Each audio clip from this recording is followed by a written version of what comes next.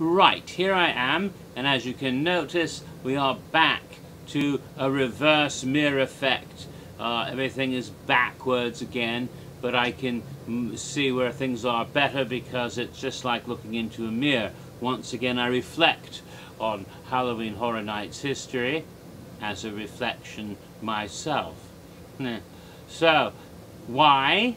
Well, I had so much difficulty in the past 2 days, I was not able to successfully bring up Horror Nights History Sweet 16 Part 4, the very video you're watching now. I'd made 2 different versions of it, and neither one would upload without the audio going out completely, leaving me as if I were some French mime or in a silent movie and looking quite ridiculous. And as a result, I decided, it's just not working, and I'll try all over again using the older technology that will, of course, flip my image in this reverse image. So that's what I'm stuck with. Hopefully, audio difficulties that I had before will not continue with this older media, or then I really will be fucked. Oh well. Now, that being said, at the end of the Part 3 video, I had just given a brief synopsis of the House Dungeon of Terror Retold. So now let's kick back into it. As I was saying, Dungeon of Terror Retold, which featured the storyteller as sort of the head of a clan of these backwoods, cannibalistic reprobates or degenerates running around hacking people into bits in this roadside attraction. There was another lady who was, however, has been described as the matriarch of this clan more recently, although I would assume that the storyteller outranked her, being older and wiser. I don't know. Maybe this girl was her daughter-in-law or daughter, or perhaps cousin, or some other female relative, or perhaps all at the same time. You know how they are in those backwoods families. The trees don't always fork. Anyway.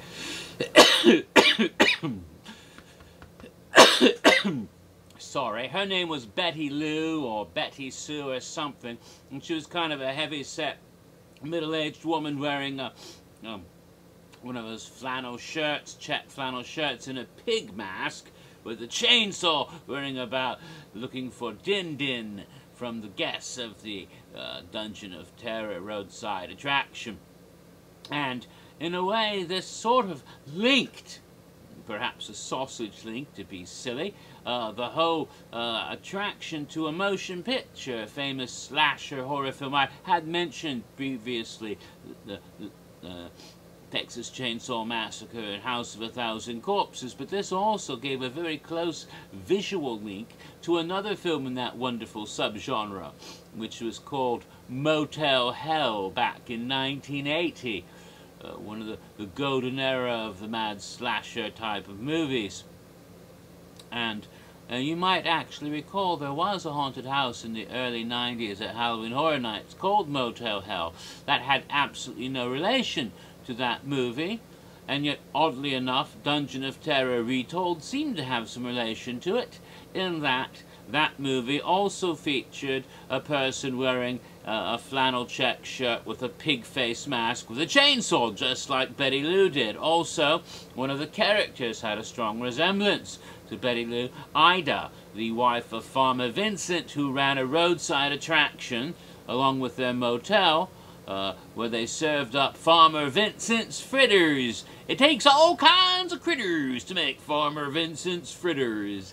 And it turned out, of course, what they were doing were getting their motel guests and turning them into livestock for those fritters and other tasty meat treats, just like Meaty Meats and other wonderful venues of cannibalistic excess. And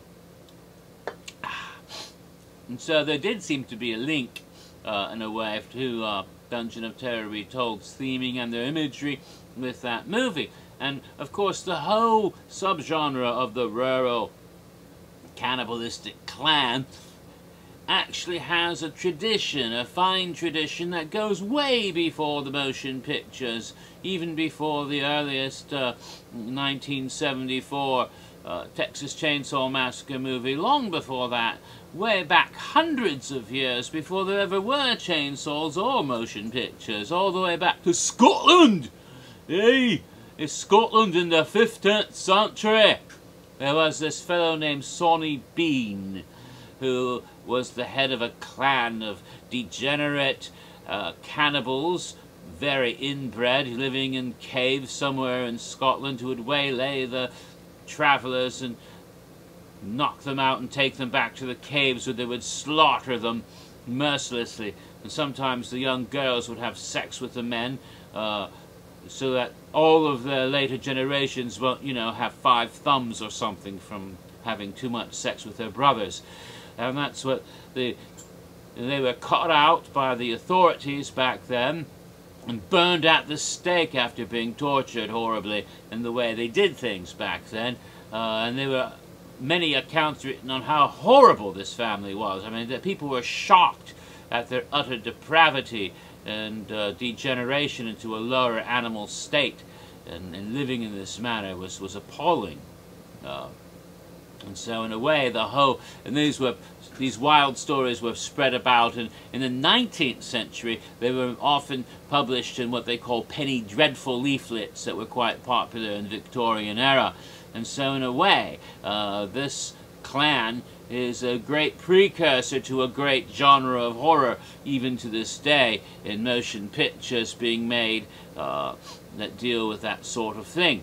Okay, now that that's out of the way, let's continue talking about some other haunted houses. The second haunted house at Halloween Horror Nights. Now first I want to say that, of course, as I had mentioned before, somewhere, possibly, if it wasn't deleted in the video I never got up, that they had used the sound stages and the earthquake cue that they'd had in previous years at Universal Studios Florida, and that this year they resumed using the Jaws cue for the first time in many, many years. They didn't use the Nazerman's area that year, but they came up with 2 additional venues for Place Haunted Houses, so that they would have 7 houses at Universal Studios Florida for the first time. Before they had that many houses on Adventure, but this was the first time they would have that here at this park. The 2 brand new buildings were created specifically for Halloween Horror Nights. The first time that was done at Universal Studios Florida. They did that before at IOA for the Carnival Warehouse. Carnage Warehouse. Funny, getting Carnival and Carnage combined because, yeah, it's an HHN association of another year. Okay, getting back. These new buildings are called, officially, I believe, something like the World Expo Warehouses, but almost everybody refers to them as Sprung Tent 1 and Sprung Tent 2, like Thing 1 and Thing 2 from Dr. Seuss or something. And they're 2 big, round, circular buildings, and if you look at them, kind of look like a pair of boobs sitting out there in a backstage area, down behind a berm where guests were originally never supposed to go. Yes, behind the ride that used to be Back to the Future and is now The Simpsons, down underneath there's a lower area which is one of those access roads that has existed, I think, for many years at Universal for backstage access to the attractions by the employees. Since they don't have secret underground tunnels like the competition does, they have to use backstage access roads that are carefully hidden behind berms and things so that they can do that without being seen. And that is the support backstage area. Again, they actually had to have queues drawn up to take guests through that area, past stuff they would normally never see to get to the haunted houses. The first of these buildings we call Sprung Tent number 1, and is, I believe, the northernmost of the 2.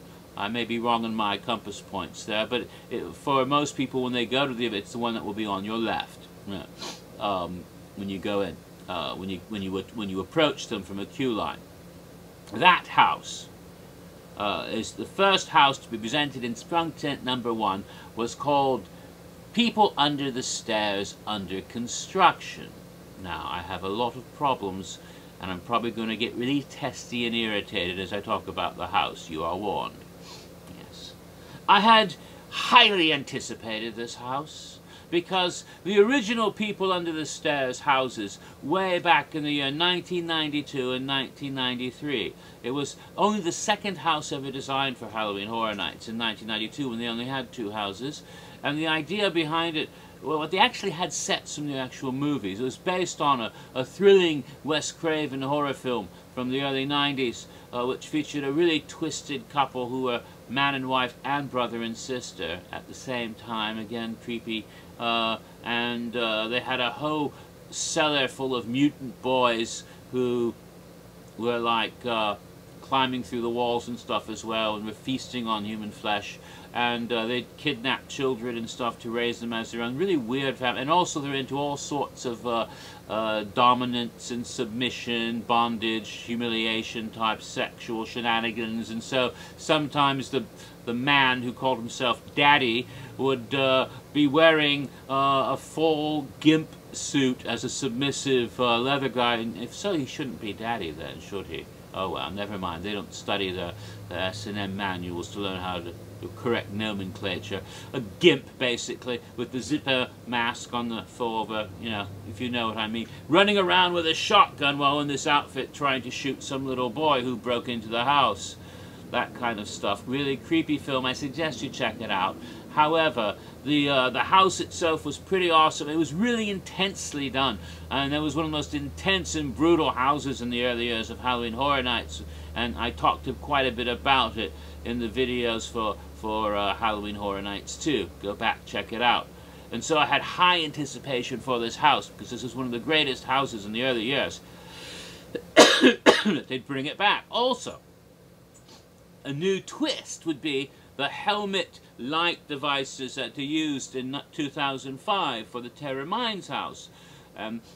So that supposedly this house would be almost pitch black, and you would not see much except in that spotlight, because every 10th person or so going through the house would be equipped with that helmet, and the light might flicker on and off or whatever, and you would only be able to see what was going on in that circle of light, and that would make it even more creepy and scary, because characters could sneak up on you and shit, and suddenly he'd be there with his gun. The gimp is there. Oh my god, there's some of those freaky guys. Oh, we're in trouble. All of this would make it an extremely exhilarating and thrilling house, and I was really looking forward to it. Really, really. And then I went in the house. Ugh. First of all, to be fair, I suppose that part of my negative experience in the house could be due to some bad timing. As I mentioned before, through unfortunate circumstances, I was only able to attend the 2006 Sweet 16 one night, and because of that I had limited time and I wasn't able to go through the haunted houses repeatedly, and I believe I was only able to go through People Under the Stairs under construction once. Maybe twice, but I think to see if I could do it better the second time. I don't remember though.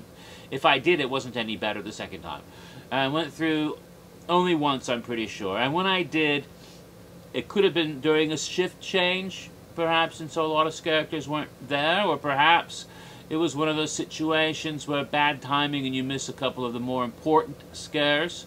At any rate, the leather gimp daddy character that was supposed to be in the house and was featured prominently on the website page for the house, I didn't see him at all. I missed him completely. You know, the characters I did see, and I only saw a couple characters throughout the whole house. It may have been a shift change, I don't know. Those characters didn't look very good. I don't know what they were supposed to be. They didn't look like anything from People Under the Stairs, the movie, or the previous house. And so I was rather disappointed in that. Sometimes when you're going through, if you're a guy especially, and you're a big guy, and I'm kind of heavy, the characters might pass over you to get to a teenage girl later on. And if you're unfortunate enough to have 2 or 3 guys behind you and then a teenage girl, it's possible that you might actually not even be in the same room when this character pops out to get the girl, to get that high-pitched scream that everybody wants. And so you might go through a room without even seeing this character because he's setting himself a scare that's going to happen after you've been in there. I hate when that happens. But that is why I prefer to go to Halloween Horror Night night after night after night, and thus get all the houses as often as I can and get more scares out of it. So that might be what happened. The other thing is, this house was not dark. I went through at 11 o'clock at night, so it wasn't because of light infiltration from daylight outside. It was just not darkly lit. It was brightly lit. And what was the point of the helmets? Okay, I've run out of time, and I'll continue this on the 5th video, if I ever get this up with sound, that is. Cross your fingers.